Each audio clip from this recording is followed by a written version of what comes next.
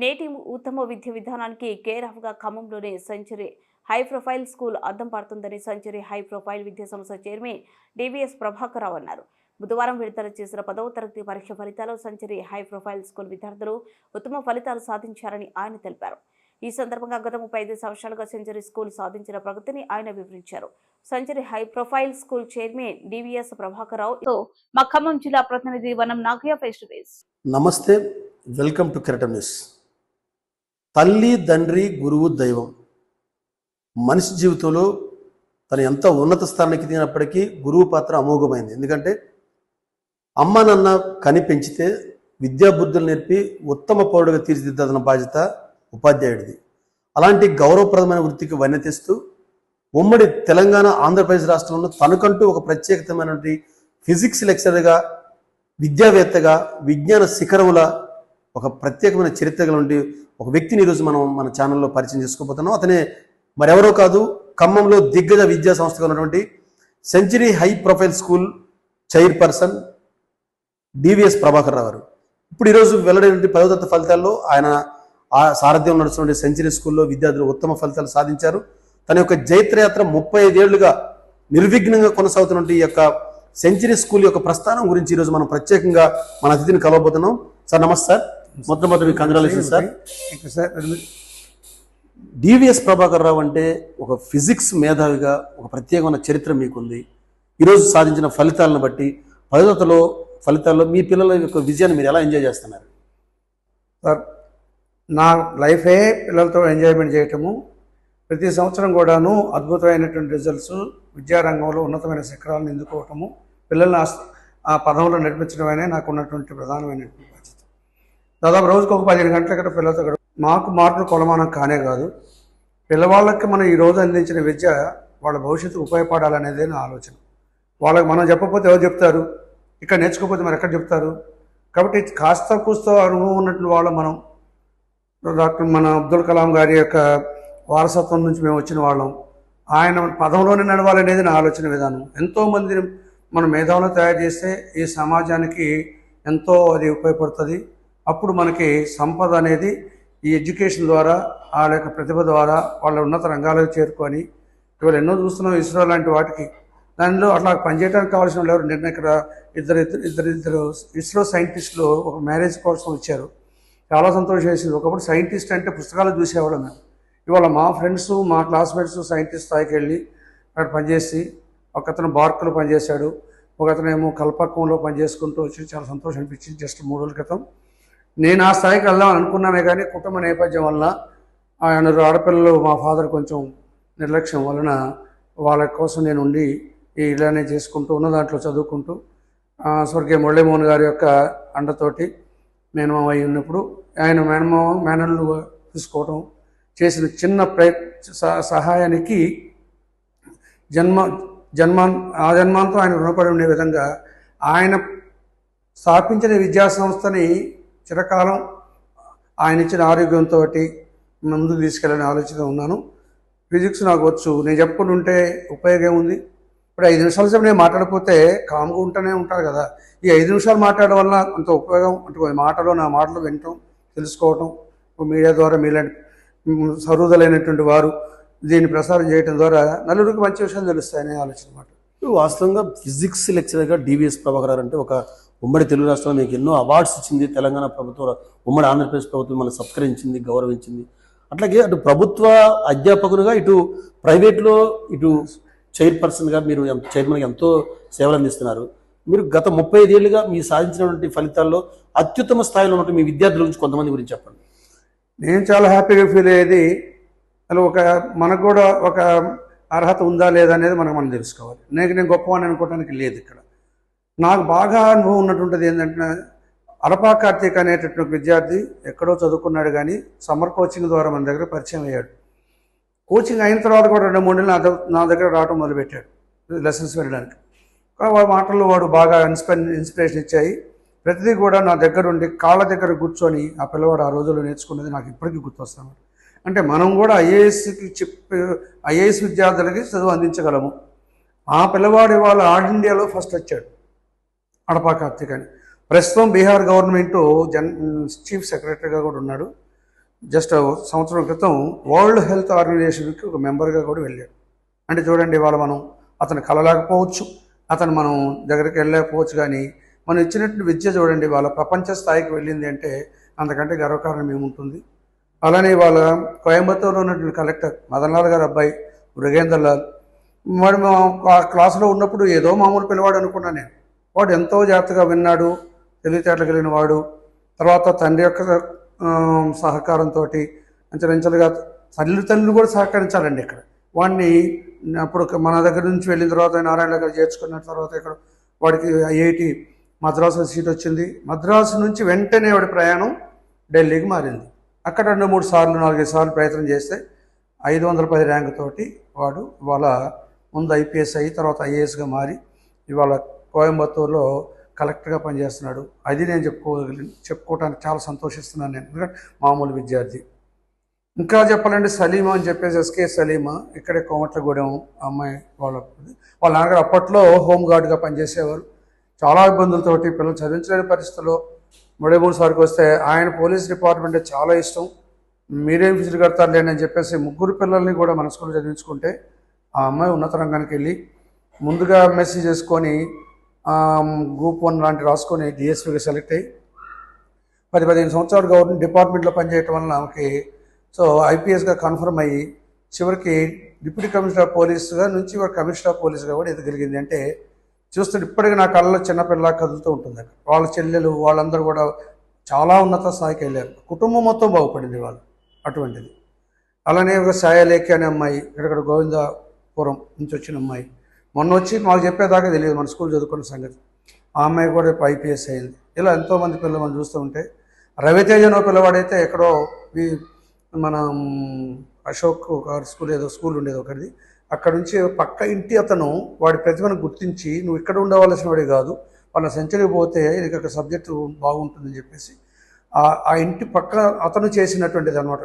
అలా ఇక్కడ పిల్లలు రావడం, వాడు అలాంటి వాళ్ళు లెసన్ చెప్పడం మన అదృష్టంగా భావించాలి. వినటం అనేది ఏంటో వాళ్ళు చూసి అందరూ నేర్చుకోవాలి. అల్లరి అనేది ఎక్కడ ఉండదు, చెప్పిందంతా వింటూనే ఉంటారు. వాడు మేము చెప్పిన దానికి కౌంటర్గా తీసి పుస్తకాలు చదువుతూ ఉంటాడు, మేము చెప్పింది ఎంతవరకు వాస్తవం, లేదా డౌట్స్ అడగడానికి కింద బుక్ పెట్టుకొని అట్లా పిల్లలు ఆ రోజుల్లో ఉన్నారు కాబట్టి ఉత్తమ ఫలితాలు ఆ రోజులు సాధించాం. ఈ మధ్య కరోనా తర్వాత కొంచెం అది సిస్టమ్ మారిపోయి అంతకంటే ఎక్కువ కష్టపడుతున్నప్పుడు కూడాను ఫలితాలు కొంచెం మనకు అంతగా అందుగా రావట్లేదు. ఇవాళ ఈ అమ్మాయి కూడాను ఒకప్పుడు మన సంచలు అక్కడ చదువుకున్న అమ్మాయి మనకున్నటువంటి మంచి పేరు వలన వాళ్ళ నాన్నగారు ఇక్కడికే దూరం అయినప్పుడు కూడాను జడ్పీ మన ఆ స్కూల్ పక్కనే వాళ్ళు మన ఎక్కడికే పంపాడు 5-6 ఏళ్ళ నుంచి. ఇప్పుడు ఆ అమ్మాయి ఈరోజు మంచి మార్కులు తెచ్చుకుంది. ఆయన ఒక డ్రైవర్గా చిన్న కారుని నడుపుకుంటూ జీవనాన్ని కొనసాగిస్తున్నటువంటి తండ్రి. అలాంటి వాళ్ళ పిల్లలు ఉన్నత స్థాయి రావటం నాకు చాలా సంతోషం. ఉన్నవాళ్ళు రావటం అనేది ఏం కాదు, ఇది లేకపోతే వాళ్ళు డబ్బు పెట్టైనా కానీ ఏదన్నా చదువుకోగలుగుతారు, ముందుకు పోగలుగుతారు. పోయిన తర్వాత వాళ్ళు ఏ స్థితికి చేరుతారు అనేది ఇప్పుడు మనం చెప్పలేం. కాబట్టి ఇది మనం చూస్తుంది పిల్లవాడి యొక్క భవిష్యత్తుని తీర్చిదిద్దటం అనేది ఒక బాధ్యతగా తీసుకోవాలి. కానీ ఏదో కమర్షియల్గా డబ్బుల కోసమే స్కూల్ పెట్టాము, ఇంత రిజల్ట్ వచ్చింది, ఇంత పేపర్కి ఇచ్చుకున్నాం అనేటువంటి ఉద్దేశంతో ఏమాత్రం కూడా మనిషి ఉండకూడదు. టీచింగ్ ప్రొఫెషన్కి వచ్చేవాళ్ళు ఇది నోబెలిస్ట్ ప్రొఫెషన్ కాబట్టి దీనిలో ధన ఆర్జన అనేది ఉండకూడదు.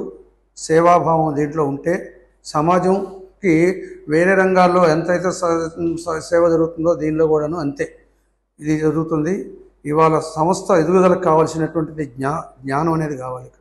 మనిషి నుంచి వచ్చేటటువంటిది చాలా ముఖ్యం. వ్యవసాయం చేస్తే డైరెక్ట్గా మనకు పంట కనిపిస్తుంది, లేకుంటే ఇంకోటి చేస్తే ఇంకోటి కనిపిస్తుంది. కానీ ఇది కంటికి కనిపించినటువంటి సంపద ఈ ప్రపంచం యొక్క రూపురేఖలు మార్చడానికి కావాల్సింది మానవ విజ్ఞానం తప్పితే రెండోది కాదు.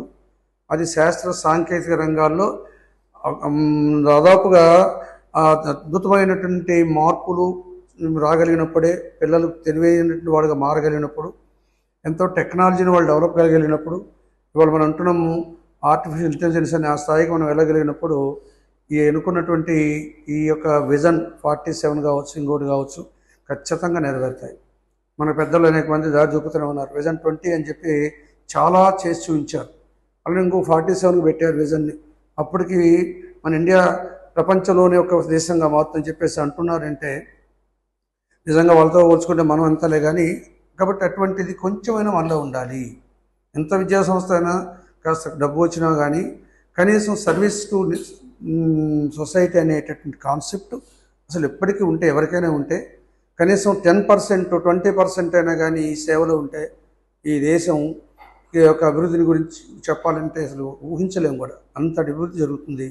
ఎందుకంటే నేను సైంటిస్ట్ కాకపోయినప్పుడు కూడాను ఈ మధ్య సైన్స్ ఎగ్జిబిషన్ పెట్టాను. నేను ఒక 30-40 ప్రాజెక్ట్స్ నేనే తయారు చేశాను. ఒకప్పుడు ఎప్పుడో ఫారడే తయారు చేసినటువంటి ఎక్స్పెరిమెంట్ ఆ రోజులు ఎప్పుడు 300 సంవత్సరాల క్రితం. అది ప్రతి సంవత్సరం అనుకుంటూనే ఉన్నాను, కానీ చెప్తూ వస్తున్నాను ఇలా జరుగుద్ది ఇలా జరుగుద్దని. అవుద్దనే సంగతి నాకు తెలియదు, జరగదు కూడా. అది మనం చేసే ప్రయత్నానికి దొరకవు అవన్నీ కూడా. ఈ సంవత్సరం పట్టుదలకి 10 రోజులు కూర్చున్నాను, అన్ని ఇన్స్ట్రుమెంట్స్ అందుబాటు తీసుకొచ్చుకున్నాను, సక్సెస్ అయ్యాను నేను. వాళ్ళు చెప్పాలి నాకు ఆర్కిమిడీస్ కనుక ఆ రోజు నేను కనుక్కున్నటువంటి ఏదో సిద్ధాంతానికి యురేకా అని చెప్పి ఎంత ఆశ్చర్యపోయారో, ఆయన ఆనందించాడో అంత అనుభూతి నాకు ఈ సంవత్సరం కలిగింది. నా జీవితంలో అనుభూతి అనేది ఈ సంవత్సరం నాకు కలిగింది. ఒక సైన్స్ ఎగ్జిబిషన్ దాటంలో మనలో ఉన్నటువంటి కొంత ఆలోచన పైకి వచ్చింది అనమాట. వదిలేసుకుంటే ఏది రాదు కదా. దాంతో నేను అనుకున్నాను ఈ సంవత్సరం 500 వర్కింగ్ ప్రాజెక్ట్స్ తయారు చేసి Guinness book of world record పేరొద్దు మనకి ఒక స్థాయికి వెళ్ళాలి. ఇది మన పిల్లలకి ఆదర్శం కావాలి. మనం పలానా స్కూల్లో చదువుకున్నప్పుడు పలానా ఇలా ఉండేది అనేది కనీసం మన దగ్గర చదువుకున్న పిల్లలకైనా ఆ ఆలోచన విధానం రావాలని, నాలాంటి స్వభావం దాదాపుగా రావాలని, సేవ చేసేటటువంటి స్వభావం, చదువు చెప్పడానికి ఈ రంగంలోకి వచ్చి వాళ్ళు నేను ఉన్నాను. నాకు వచ్చిన దాన్ని నేను 10 మందికి పంచాలి, ఇలాంటి వాళ్ళని తయారు చేయాలి. నేను వాళ్ళకి రాజు చెప్తానంటే అందరిలాగా లెసన్ చెప్పను, విభిన్నంగా ఉంటుంది. ఒక పిల్లల బోర్డు దగ్గర పెడతాను, నేను అంతా చూసుకుంటాను, చెప్తూనే ఉంటాను, రాస్తూనే ఉంటాను, అందరూ వింటూనే ఉంటాను. అది ఒక డిఫరెంట్ మెథడ్తో వెళ్తాను నేను. పిల్లల్ని డెవలప్ చేయడానికి అదొక ప్రక్రియ అనమాట. అలా మా స్కూల్ కూడా చదవట్లేదు అనేటువంటి కాన్సెప్ట్ పిల్లల్లో ఉంది. ఇళ్ళకపోతే చదవరు, రాదు, మన హోంవర్క్ ఉండదు, ఏం చేయాలి వాళ్ళని వదిలేద్దామా? దానికోసం వినూత్నంగా కొన్ని పద్ధతులు పెట్టాం. బోర్డ్ టెస్ట్లని, పిల్లవాడిని లాటరీ పద్ధతిలో ఒకరిని పిలిచి నువ్వు చదివావా లేదా, చదివితే బోర్డు మీద రాయి, తెలిసిపోద్ది కదా. వెంటనే వీడియో తీయటం, పేరెంట్ మంచిగా చెప్తే పేరెంట్ హ్యాపీగా ఉంటాడు కదా. ముందు ఇదంతా జరగాలి కదా, రియలిస్టిక్గా వెళ్ళాలి. కానీ పెట్టాము, అక్కడ టీచర్లు ఉన్నారు, మధ్యలో ఫ్లోర్ లీడర్లు ఉన్నారు అనేది కూడా కాకుండా ఇంకా ఈ సంవత్సరం కొంచెం అందుకని అనిపించింది, చేస్తే ఈ సంవత్సరం ఏదో ఒకటి చేయాలి. స్కూల్ గతాన్ని మించే విధంగా ఈ స్కూల్ని బాగు చేయాలి. అంతేగాని ఇక మామూలుగా ఉండే పద్ధతిలో మామూలు స్కూల్ వద్దు అనే ఆలోచనతో ఉన్నాను నేను. మూస పద్ధతిలో కాకుండా ఒక వినూత్నమైన వరవడితో విద్యాభ్యాసం అనేది సెంచరీ స్కూల్కి అది సొంతం. అది ఇప్పటి నుంచి కదా 3.5 దశాబ్దాలుగా కూడా ఈ యొక్క కొత్త వరవడితో విద్యాబోధన అనేటువంటిది మనకే ఒక ప్రత్యేకత ఉంది. ఇంత విజ్ఞాన శిఖరంలో నుండి ఇక్కడ ఇంతమంది IAS IPS సాధించి నిర్మించిన కర్మాగారంగా ఉన్నట్టు ఇక్కడ ఇంకా భవిష్యత్తులో మీరు ఏమేమి సాధించాలనుకుంటున్నారు?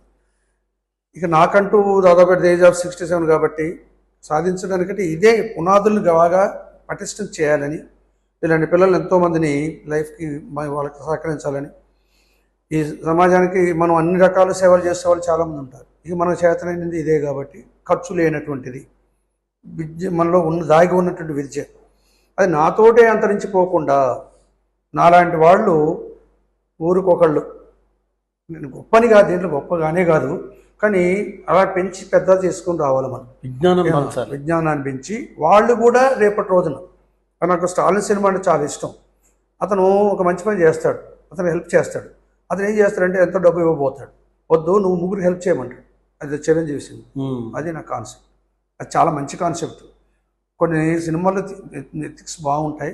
ఆ రకంగా వెళ్ళి ఏ రోజు కొంచెం కొత్త పద్ధతిలో ఈ నెక్స్ట్ ఇయర్కి చాలా వినూతమైన పద్ధతిలో వెళ్తాను. ఇక అది వీళ్ళకి కాన్సెప్ట్ ఓరియంటెడ్గా, అసలు చదువు రాదు అనేది నేను ఒప్పుకోను.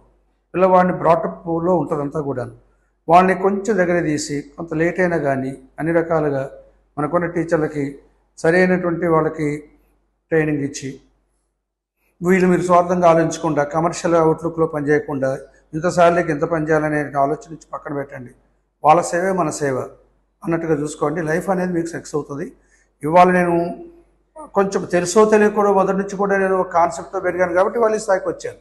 ఎటువంటి ఇబ్బంది లేని పరిస్థితి వాళ్ళు నాకు ఉందంటే దేనివల్ల వచ్చాను, తెలియకుండా నాలో శక్తి, ఎలా చేయాలి అలా చేసుకుంటూ చదువునే మనం భావించి సమస్తంగా భావించి దాంట్లోనే పూర్తి స్థాయిలో ఎదిగి, ఇంకోటి ఏంటంటే డబ్బు వైపు చూపు పెట్టకూడదు ఎప్పుడు కూడా.